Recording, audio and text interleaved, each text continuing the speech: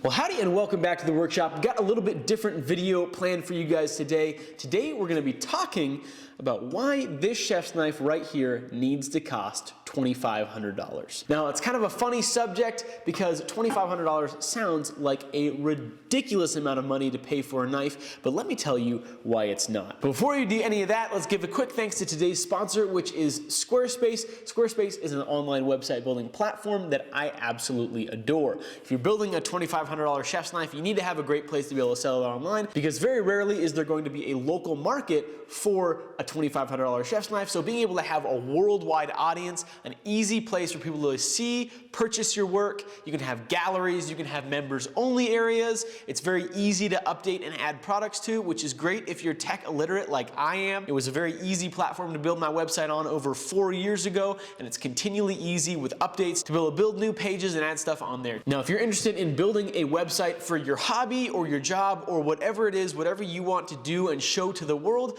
go to squarespace.com/Will Stelter for 10% off your first purchase or your first domain when you use code Will Stelter at checkout. With that, let's jump back on in to talking about why this chef's knife needs to cost $2,500. Now, why does this knife cost $2,500? Now, it's not because the actual materials themselves are super expensive. On a $2,500 knife, I'm not using $1,000 of material. This has about $100 or maybe $120 into it between the steel and the wood and all the consumables, the belts, the propane, all of that fun stuff. It's not a huge significant cost in the actual value of the knife. Now, it can be when you start adding gold and fossilized walrus ivory and the really expensive materials, and then they can be harder to work with and you have the risk of using those materials, but that's not the case on this knife right here. So if it's not the physical materials themselves that give this knife value, what is it? Well, it's the time and the experience that goes into this knife. I have somewhere around 50 hours into this knife total.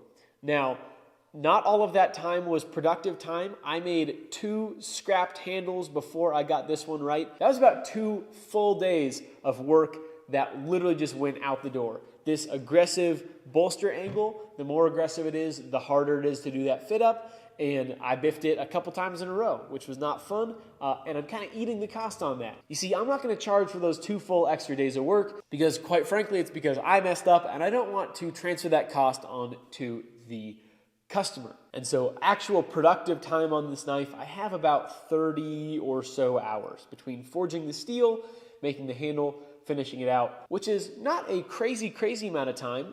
Most skilled tradesmen make between $30 to $60 an hour. If you're a plumber, an electrician, a lineman, a mechanic, something like that, the journeyman or above level tradesmen, that's normally kind of their range. But the shop rate for the companies that they work for is usually between $80 to about $200 an hour. So it's funny to me that people would think that $50 an hour working on a knife is a insane amount of money, but they're willing to pay 2 or 3 times that amount to have the tires changed out on their car.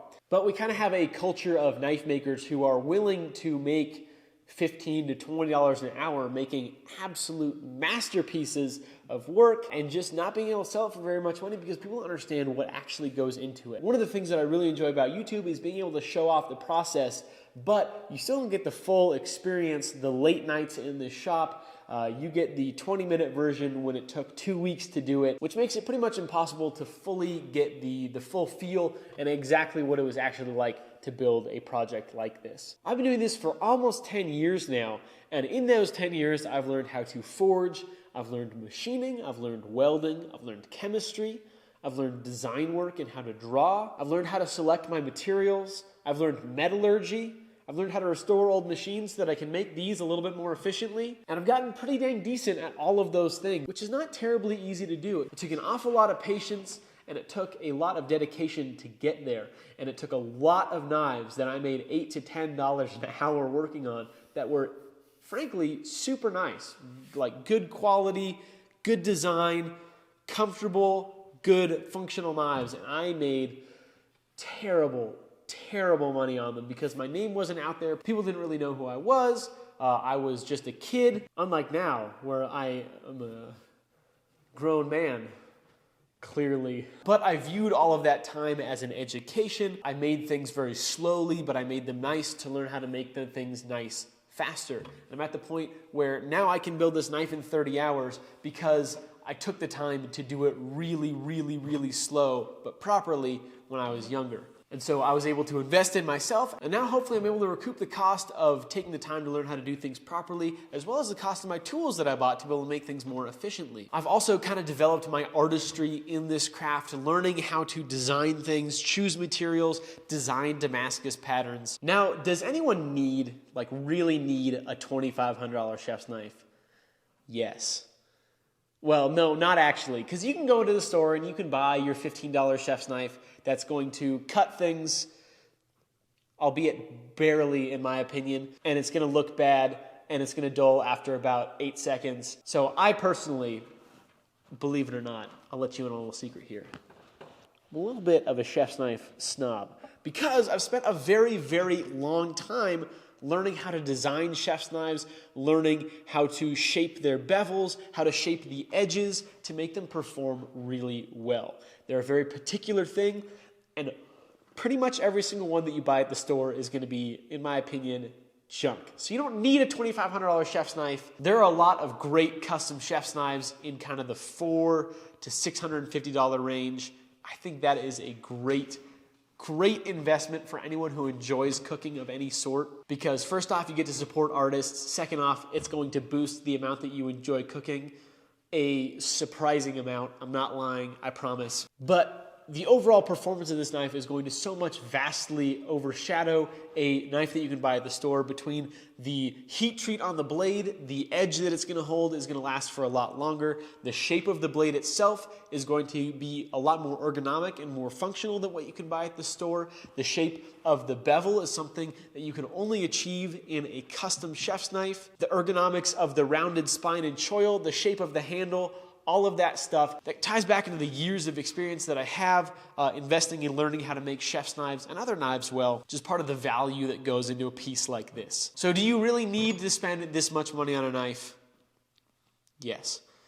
But I'm just kidding, but you do. So for all of those reasons, I don't feel bad charging that much money for a knife because quite frankly, I'm not making $2,500 an hour on this piece. It's an excellent value for a customer who enjoys cooking, who enjoys pieces of craftsmanship. So it's not for everybody. It is for a certain type of person who likes chef's knives, who likes custom knives in general. And those people make it possible for me to be living the dream. I was talking with someone the other day about dream jobs, and I realized that I am living the dream. If I could do anything in the whole world, it would be this. Get to make content and put out videos and educate people and be able to build fun, beautiful custom knives. It's so much fun. The community of knife makers is awesome. If you have a chance to meet knife makers, go out and do it. For the most part, they're really, really excellent people. If you guys are going to be in Salt Lake City or in the area next weekend, October 7th and 8th, come by. I will be at table 1H. I will have this knife for sale here, as well as a couple other pieces, including this beautiful little hunter right here. It's a twist Damascus blade with a fossilized walrus ivory handle, and I'll have a couple other pieces for sale as well. So if you're in the area, come say hi. Thank you guys so much for watching. Thank you to Squarespace for sponsoring today's episode. Thank you to the patrons for patronizing me, and hopefully I will see some of you guys next weekend in Salt Lake City. Adios.